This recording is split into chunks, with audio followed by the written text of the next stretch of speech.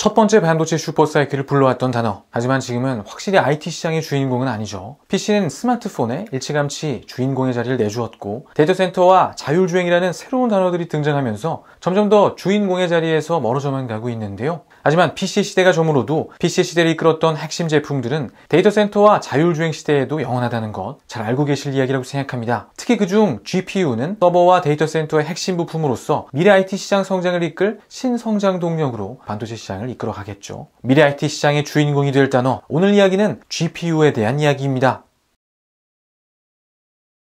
2019년 중순 GPU 시장의 정세를 가져와 봤는데요. 딱 보고 뭔가 이상한 부분 눈치채신 분들 계시죠? 게임용 그래픽카드를 만들지 않는 이 인텔의 점유율이 절반을 넘게 차지하고 있는 모습이죠. 그 이유에 대해 알고 계신 분들 계실 거라고 생각하는데요. 그렇습니다. 대부분의 CPU 제품 안에 조그마한 GPU가 실장되어 있는데 이것을 모두 숫자에 포함시킨 것이죠. 이것을 Integrated GPU, 줄여서 iGPU라고 합니다. 그리고 이것과 구분되는 게 별도의 셰시에 담겨 만들어지는 외장 그래픽카드가 있는데요. 이것을 외장형 GPU라고 해서 DGPU라고 칭해 앞서 이야기하는 iGPU와 구분을 합니다. 그렇죠. 우리가 흔히 그래픽카드라고 부르는 것들, AMD와 엔비디아가 싸우고 있는 게임용 전문가용 GPU 시장에 대한 이야기입니다. 이제 이 표에서 iGPU를 빼고 DGPU만 줄여서 다시 그려보면 이런 식의 시장 정세가 나오는데요. 압도적인 엔비디아의 독주, 유일한 대항마인 AMD, 그리고 인텔의 경우는 오랜 시간 이 외장 그래픽카드 시장에는 뛰어들지 못했습니다. 이를 돕기 위해 GPU 시장의 매출을 가져와 봤는데요. 2015년에 와서도 이 두 기업의 매출을 합쳐도 10조가 채 되지 않았고, 반대로 당시 기준으로도 매출이 60조가 넘던 인텔 입장에서 보다 더 유망한 곳에 투자를 하는 것이 옳았겠죠. 당시 인텔에게는 서버용 CPU 시장이나 뉴메모리 혹은 자꾸만 늦춰지는 이 생산 공정과 같은 집중해야 할 수많은 고민들이 산재해 있었기 때문에 구태여 iGPU를 넘어 게임을 위한 외장형 그래픽카드 시장에 뛰어들 확실한 요인들을 찾기는 어려워 보였습니다. 그렇게 인텔은 iGPU 영역에서 방어선을 짜게 되죠. 그 시간들의 이야기가 녹아있는 장표, APU라는 이름으로 도전해오는 AMD 진영에 맞서 iGPU 영역에서 막아내려는 인텔의 노력들이 보이는 듯한데요. 하지만 GPU라는 단어가 단지 게임과 3D 연산을 넘어 새로운 역할을 부여받는 계기가 발생합니다. 그리고 인텔의 생각도 바뀌게 되죠.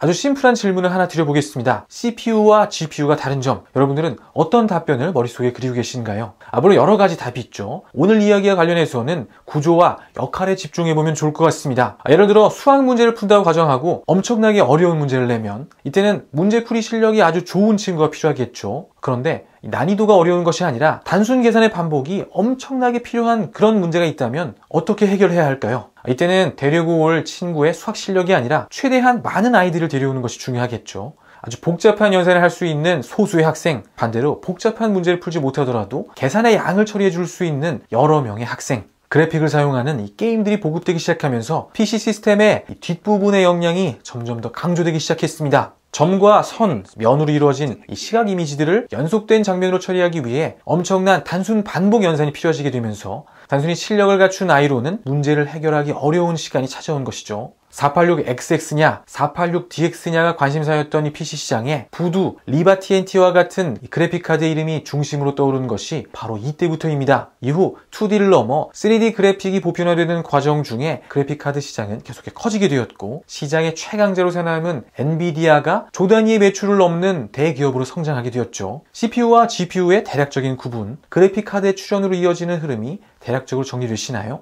그리고 이 GPU가 다시 한번 부각을 받기 시작한 것이 바로 채굴 광풍이 불면서부터인데, 끊임없이 대입해가며 이 해시함수 문제를 푸는 블록체인의 채굴 과정 중에 이 GPU의 병렬성을 활용하는 방법들이 고안되면서 그래픽카드로 채굴을 하는 방식이 보편화되고 이것이 시장의 엄청난 수요로 이어지게 됩니다. 바로 이와 같은 과정 중에 엔비디아와 AMD의 밸류가 치솟게 되는 최근의 흐름까지 이어져 오게 된 것이죠. 그렇게 채굴 광풍이 찾아오면서 시장은 이 GPU에 대한 재발견을 하게 됩니다. 진짜 중요한 이 얘기는 지금부터인데요. 3D 게임과 암호화폐가 이 GPU 시장을 끌어올렸던 지난날의 핵심 키워드라면 이제 다음과 같은 이름들 앞에 GPU의 진짜 이야기들이 시작될 시간이 찾아오고 있습니다. AI와 머신러닝, IT의 미래가 담긴 이름들, 바로 이 단어들이 iGPU에서 방어선을 꾸렸던 인텔이 GPU 시장으로 뛰어들어야만 했던 이유죠. 작년 M1 프로세서의 등장과 함께 애플과 인텔의 동맹은 조금씩 끝이 나고 있지만 2006년부터 이어져 온 이 두 기업의 밀월의 시간 동안 멋졌던 순간들도 많았죠. 저는 현업에서의 시간을 함께했던 2013년형 맥북 에어를 떠올립니다. 인텔의 4세대 하스웰 프로세서가 들어간 이 맥북 에어는 아주 밸런스가 잘 잡힌 명기로 회자되죠. 인텔과 애플의 빛나던 시간들, 저를 비롯한 많은 이들이 당시는 정말 시대를 앞서가고 있던 맥북을 보며 감탄하던 그 시간 속에 등장한 이름이 바로 라자 코두리인데요. CPU 분야에 짐 켈러가 있다면 관점에 따라서 아직은 여기에는 조금 못 미칠 수도 있겠지만 GPU 분야에는 라자 코두리가 있죠. 과거 AMD의 그래픽 부문을 이끌던 라자 코두리가 애플로 건너가 그래픽 아키텍처의 담당이사로 활동하던 당시 만들어진 것이 시장이 감탄하던 2010년대 초반의 맥북 에어입니다. AMD에 돌아온 코두리는 베가 시리즈 개발의 막판에 합류해 해당 작업을 마무리한 뒤에 그 뒤에 등장할 나비 아키텍처의 기반을 만들죠. 이후 라자 코두리는 안식년에 들어가게 되는데 핵심은 그 다음 행보입니다. 안식년 중 돌연 사임 의사를 전하고 인텔 진영에 합류하게 됩니다. 당시 배경을 두고 여러 가지 이야기들이 있지만 AMD가 라이젠 쪽에 힘을 실으면서 사내 역량들이 CPU 쪽으로 몰리게 되었고 반대편에서 GPU 사업을 이끌던 코두리가 사임을 결심하게 되었다. 그런 이야기가 있는데 오늘 이야기와 관련한 핵심은 바로 이 시기 라자 코두리를 영입한 인텔이 외장 그래픽 카드 시장에 다시 뛰어들겠노라 선언했다는 것인데요. 인텔이 독자 그래픽 카드 개발이라는 당시로는 꽤나 볼드해 보였던 계획에 이 확신을 가지게 할 만한 무언가를 라자 코두리가 분명히 가지고 있었을 거란 그런 생각이 들죠. 그렇게 인텔은 CPU 분야엔 짐 켈러, GPU 분야엔 라자 코두리의 영입에 성공하며 당시 인텔의 미래에 업계가 갖는 기대감이 최고조에 달했습니다. 보통 입지전적인 테크니션이 특정 진영에 합류해 아키텍처가 극적으로 상승하는 등의 이 영입 효과가 나오게 되는 시점이 약 2년에서 3년 정도 안에 찾아온다는 점을 염두에 두면 라자 코두리가 영입된 시점으로부터 약 3년이 흐른 지점, 바로 지금 2021년입니다. 그렇게 3년이 지난 2021년 인텔의 그래픽카드 시장에 대한 비전 XE 그래픽의 모습이 등장했죠. 우선 오해를 막고자 정리해볼 부분은 지금 시장에 등장한 것은 가장 아랫부분에 위치한 엔트리급 칩셋인 XE LP 라인업이라는 것입니다. 별도의 셰시를 가진 게임용 고사양 그래픽카드라기보다는 CPU 안에 iGPU로 활용되거나 노트북용 외장 그래픽에 활용되는 라인업이죠. 가끔 일부 사람들이 이 XE 그래픽이 탑재된 타이거 레이크의 성능 유출 내용을 보곤 인텔의 그래픽 성능이 역시 별것 없다는 식의 결론을 내리는데 XE에는 엄청나게 다양한 라인업이 있고 현재 공개된 것은 그 최하단부의 이 iGPU 영역이다라는 점 정도 정리하고 이 전 세대의 아이스레이크와 르누아르의 대결에서는 르누아르가 완벽히 압도했었습니다. 그럼 이제 타이거 레이크와 세잔의 그래픽 성능을 비교해보면 어떨까요? 노트북 체계의 벤치마크인데요. 여러분들은 해당 그래프를 보고 어떤 평가를 내리시나요? 발로란트와 롤의 경우는 AMD가 압도적이지만 그 두 개를 제외하면 거의 비슷하거나 이제는 인텔 쪽이 이기는 경우도 있습니다.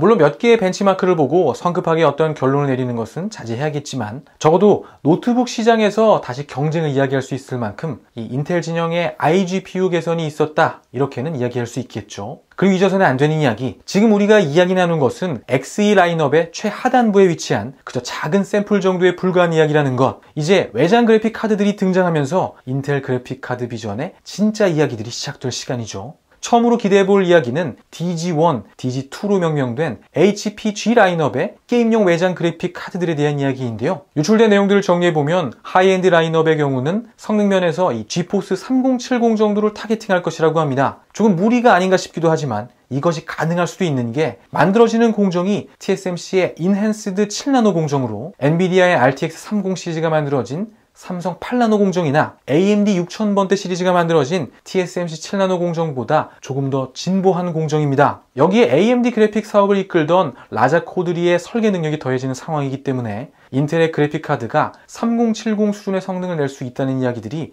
마냥 허황된 이야기는 아니죠. 인텔의 발목을 잡고 있던 공정의 열의가 극복되면 과연 어떤 일이 벌어지게 될지 이제 그 첫 번째 결과물이 나올 차례입니다. 함께 정리할 것이 엔비디아의 서버용 CPU 시장 진출 소식인데요. 이번 GTC에서 엔비디아는 그레이스라는 ARM 기반 데이터 센터 프로세서를 발표했죠.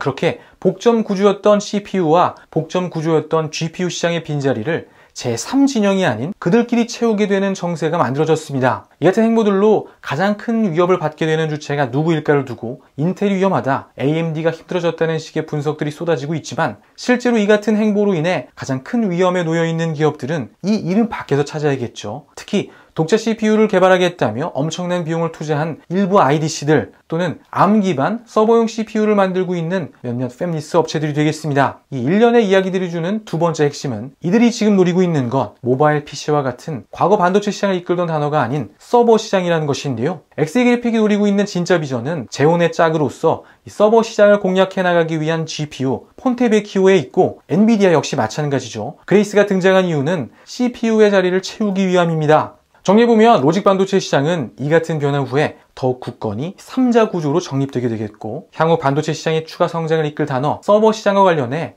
결국 대부분의 파이는 이 세 기업이 나눠 갖게 되는 그런 형세로 시장이 진행되고 있는 모습, 대략적인 변화의 모습이 그려지시나요? 2021년 지금부터 우리가 주목해야 할 시장은 서버 시장입니다. 그리고 지금 그 서버 시장을 향해 로직 반도체 시장의 전통의 강자들이 본격적으로 움직이기 시작했죠. 자동차 반도체나 메타버스 그런 이야기들도 모두 중요한 이야기들이 되겠지만 반도체 시장의 미래와 관련한 가장 큰 전투 중 하나가 바로 지금 여기에서 시작되고 있습니다.